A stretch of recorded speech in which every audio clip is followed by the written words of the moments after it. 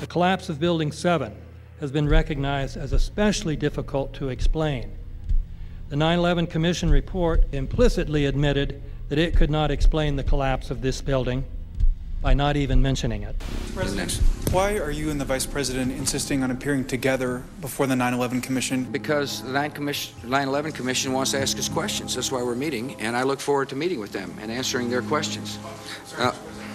Why you're appearing together rather than separately, which was their request? Because it's a good chance for both of us to answer questions that the 9/11 Commission is looking forward to asking us, and I'm looking forward to answering them. Let's see. Do you think they should be able to stand up and speak their own words? They should go under oath. They should be, yeah. In public.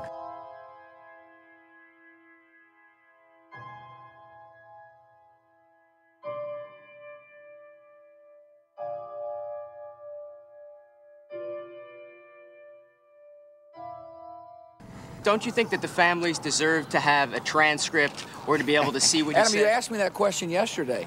I got the same answer, yeah. The final report was a unanimous report. That means that if there was a single commissioner who had any objection about anything, that fact would be dropped from the report. We have found out that he not only served on the transition team of the Bush administration, that he was a person who wrote a draft memo for the setup of the Bush administration's National Security Council, that he was an individual who wrote the preemptive war strategy that was eventually used for the war in Iraq, that he is a close friend of Condoleezza Rice's. We want him to resign. There is literally nothing in the 9/11 report that the Bush administration did not approve of. We can understand, therefore, why the Commission, under Zelikow's leadership, would have ignored all the evidence that would point to the truth, that 9/11 was a false flag operation intended to authorize the doctrines and funds needed for a new level of imperial mobilization.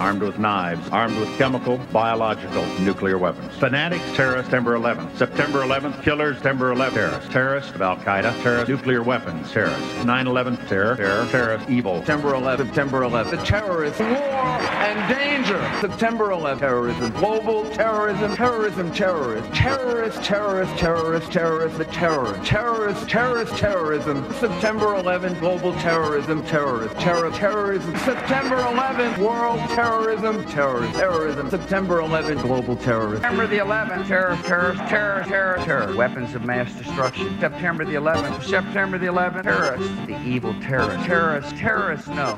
Terrorism. The words are hypnotically repeated. Terrorism, terrorist, terrorist threat, and of course, believed to be linked to Al-Qaeda. But it's the so-called war on terrorism that's in our faces practically 24/7 as the inescapable focus of our existence. One day, our grandchildren will look back on this time and ask, how was the war on terror won?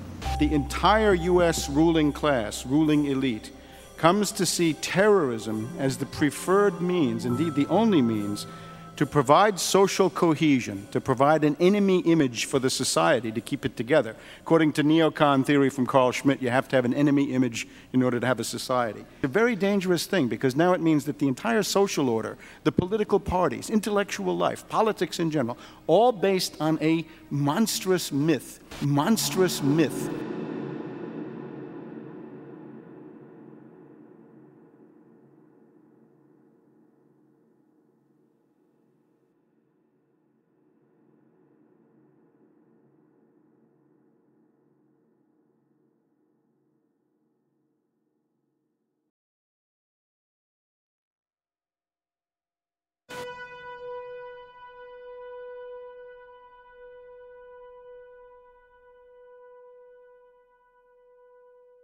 Look, the CIA has done in this country, what they've done to us is unbelievable.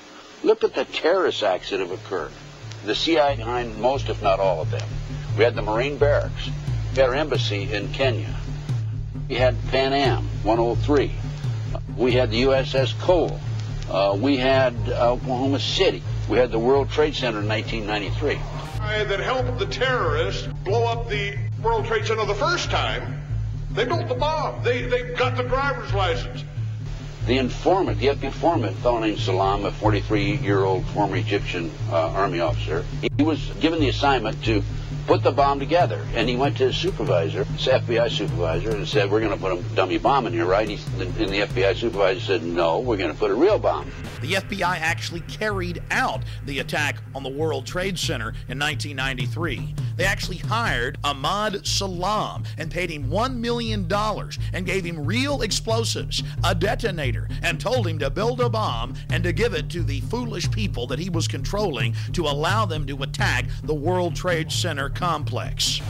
Unfortunately for them, there were only 6 people killed, not enough to pass the legislation. So what happened is 2 years later, April 19, 1995, down comes Oklahoma City Murrah building, 168 people killed. 1 year later, the anti-terrorism legislation that takes away many of our constitutional rights and civil liberties is passed.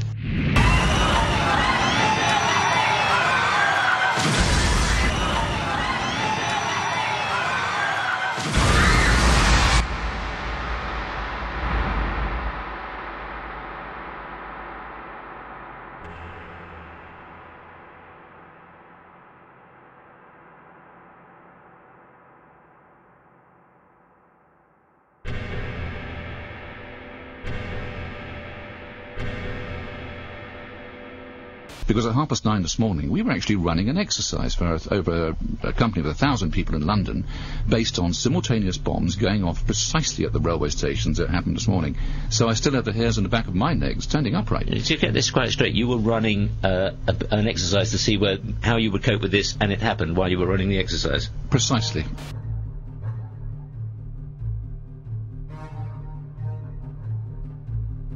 Supposed to believe is some kind of coincidence, there was also an anti-terrorist drill going on 7/7. And again, just like 9/11, they were talking about attacks on the same targets, the same kind of tube stations, and exactly the same time as the actual attack happened, providing some kind of cover for what must be operations orchestrated in some way by the state.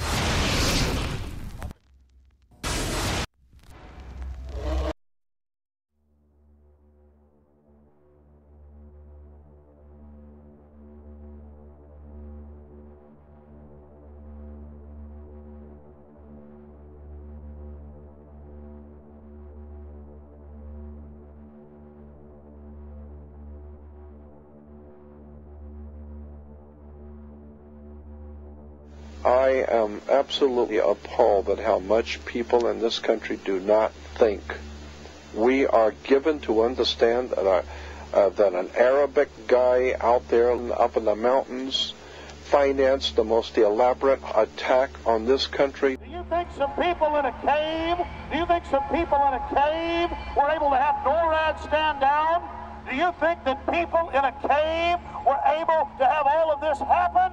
And when I think about how many Americans were killed in New York City, and believing as I do that this thing was a setup job, this is a textbook operation that Nazis used, and they've used it over and over again. America has been suckered in one more time. I don't have to tell you things are bad. Everybody knows things are bad. The dollar buys a nickel's worth. Banks are going bust. Shopkeepers keep a gun under the counter. Punks are running wild in the street, and there's nobody anywhere who seems to know what to do, and there's no end to it. We know the air is unfit to breathe, and our food is unfit to eat. We sit watching our TVs while some local newscaster tells us that today we had 15 homicides and 63 violent crimes, as if that's the way it's supposed to be. We know things are bad, worse than bad. They're crazy. It's like everything everywhere is going crazy, so we don't go out anymore. We sit in the house, and slowly the world we're living in is getting smaller, and all we say is, please, at least leave us alone in our living rooms. Let me have my toaster and my TV and my steel-belted radios, and I won't say anything. Just leave us alone. Well, I'm not going to leave you alone. I want you to get mad. I don't want you to protest. I don't want you to riot. I don't want you to write to your congressman because I wouldn't know what to tell you to write. I don't know what to do about the depression and the inflation and the Russians and the crime in the street. All I know is that first